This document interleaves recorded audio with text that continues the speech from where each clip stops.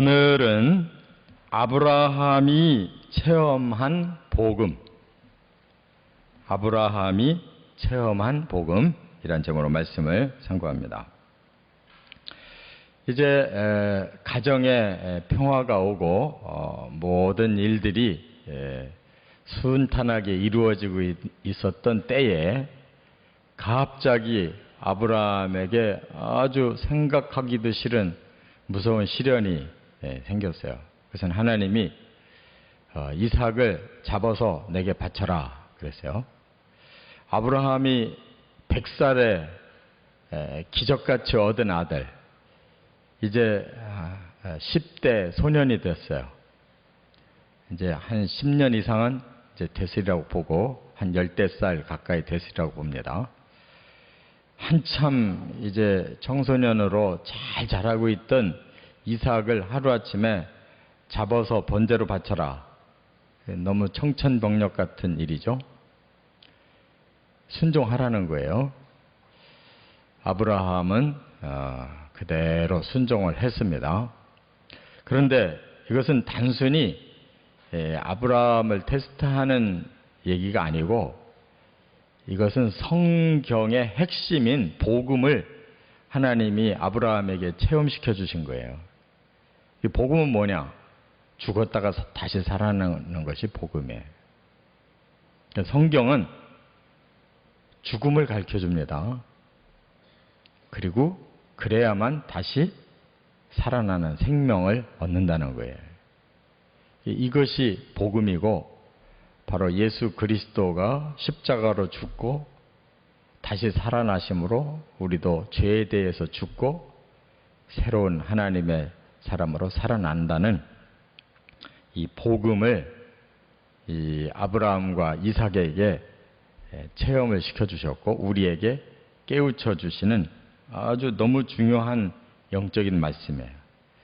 그래서 우리가 오늘 본문을 세 가지로 잘 살펴보도록 하겠습니다. 첫째는 1절에 보면 아브라함의 시험.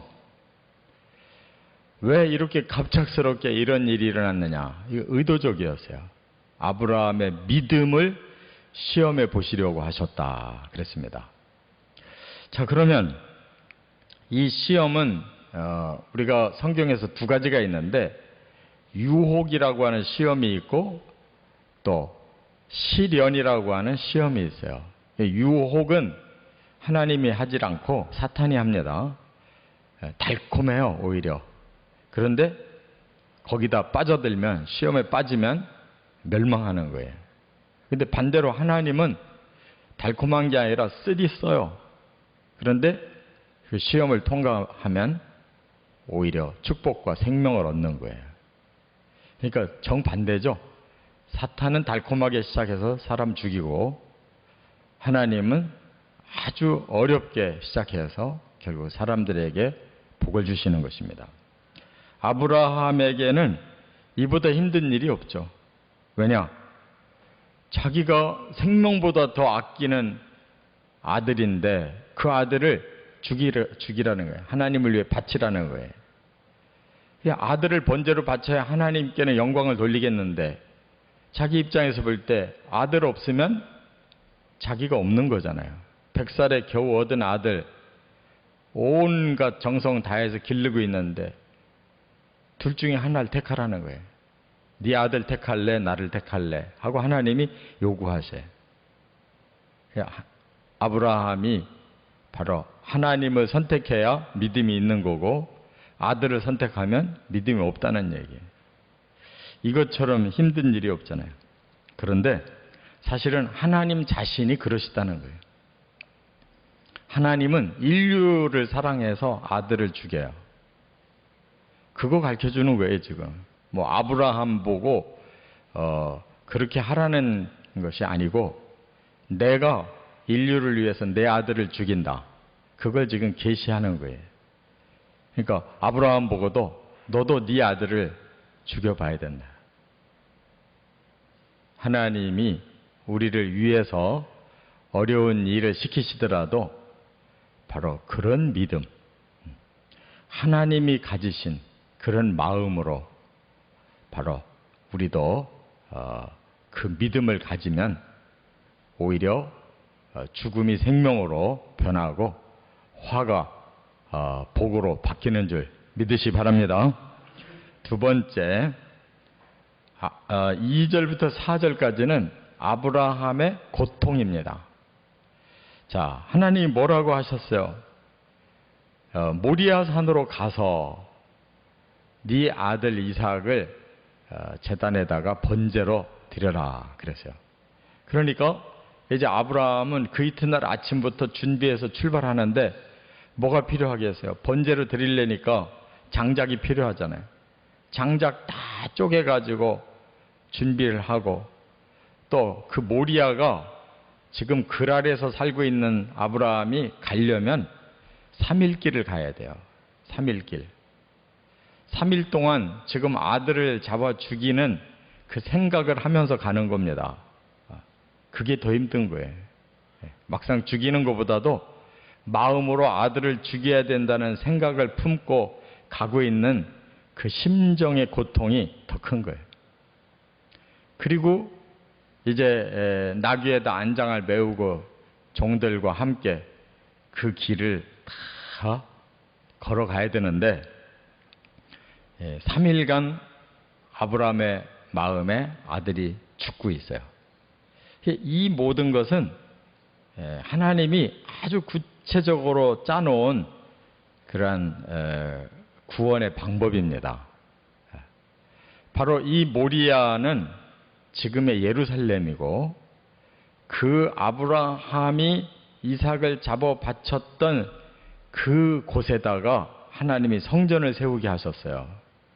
그래서 성전터가 나중에 되는데, 아브라함의 마음에 3일을 아들을 죽인 것처럼 하나님도 3일을 아들을 죽이셔요.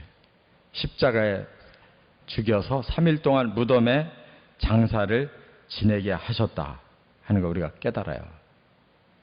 그 과정이 없이는 인류의 죄를 씻을 수가 없어서 하나님은 이런 구원의 계획을 세우시고 아브라함에게 2000년 전에 미리 보여주시는 거예요. 하나님의 독생자를 그렇게 죽이고 그렇게 인류의 죄를 해결하실 것을 보여주시는 거예요. 그리고 여기서 지금 아브라함은 자기 독자를 죽이잖아요. 독자. 이 독자라고 분명히 얘기했어요. 그거는 지금 이스마엘도 있지만 이스마엘은 이 언약과는 관계가 없어서 아예 제껴놨어요. 육신의 아들은 제껴놨어요. 지금 이삭만이 아브라함의 아들이에요. 근데 너에게 유일한 아들을 죽여라. 하나님이 인류를 구원하려고 하시는데 아무리 생각을 해도 달리는 방법이 없어요. 사람들의 그 죄값을 해결하는 데에는 하나님의 독자를 대신 죽이는 방법밖에 없는 거예요. 가장 사랑하는 독자를 대신 죽이는 그 가치가 인류의 죄를 씻어줄 수 있는 유일한 방법이라는 거예요. 그래서 하나님도 바로 아브라함에게 그 고통을 보여주신 거예요.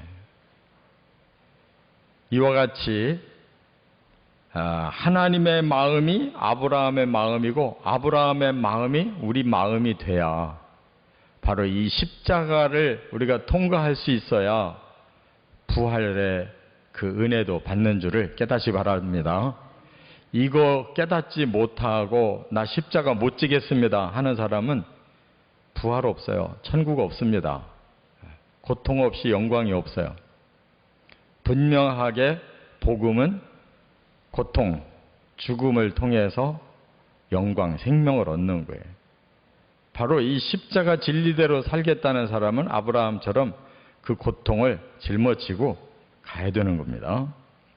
끝으로 세 번째는 5절부터 10절에 보면 아브라함의 순종을 말씀을 했어요. 지금 아브라함은 하나부터 10까지를 그대로 순종하고 있어요. 한마디도 노라고 말하지 않고 겉으로 뭔가 불만이 있는 걸 표현한 바가 없어요.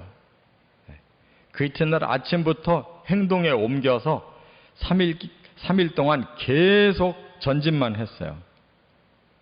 그런데 그 순종에는 믿음이 바탕이 되어 있었다는 걸 우리가 깨달아야 돼요. 종들이 이제 그 모리아 가까이까지 도착했을 때 종들 보고 그래요. 우리가 예배하고 다시 돌아오겠다 그러세요. 죽이고 나면 자기 혼자 돌아올 거 아니에요. 그런데 우리가 예배하고 돌아오겠다 이렇게 얘기를 하고 두 사람만 모리아로 떠나요. 그 말은 뭐예요? 믿음이 있는 거예요. 그게 무슨 믿음이냐?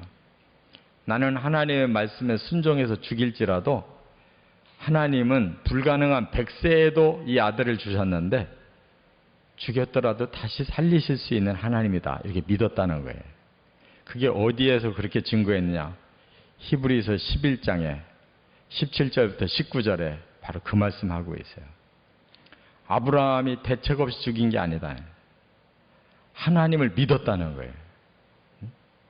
100세 얻은 것도 하나님이 전적으로 주신 건데 지금 죽이라고 하시는 것도 이유는 모르지만 죽인 다음에 하나님 다시 또 살리시면 되지 않냐. 아브라함은 그런 믿음을 가지고 있었다는 거예요. 그래서 순종할 수 있었다. 또 아들 이삭이 물어봐요. 아버지, 이 번제할 건 다 준비됐는데 그 양은 어디 있습니까? 물어봐요. 그때 하나님이 준비시키실 것이다. 그랬어요. 그냥 거짓말이 아니에요. 너를 죽일 거야 라고 말하지 않고 하나님 준비시킬 거다.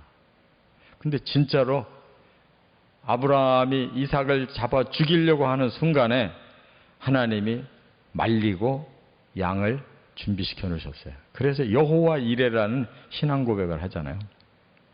그러니까 아브라함이 그냥 빈말로 한 게 아니에요. 아들을 지금 죽이는 상황에 어떻게 빈말을 해요.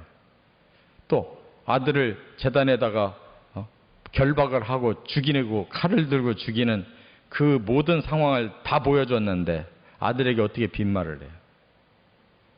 하나님이 하신다는 거예요. 자기는 오직 명령에만 순종할 뿐이다.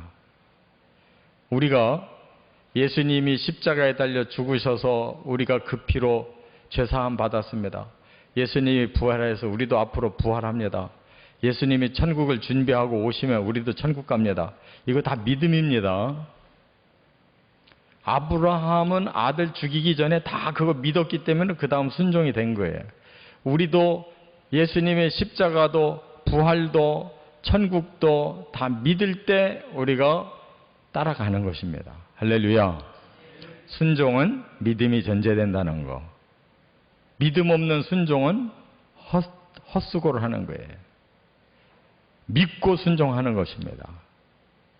그렇기 때문에 오늘 본문에는 아주 분명한 아브라함의 믿음으로의 순종을 우리에게 가르쳐주고 있어요. 그래야 우리도 복음을 체험할 수가 있는 거예요.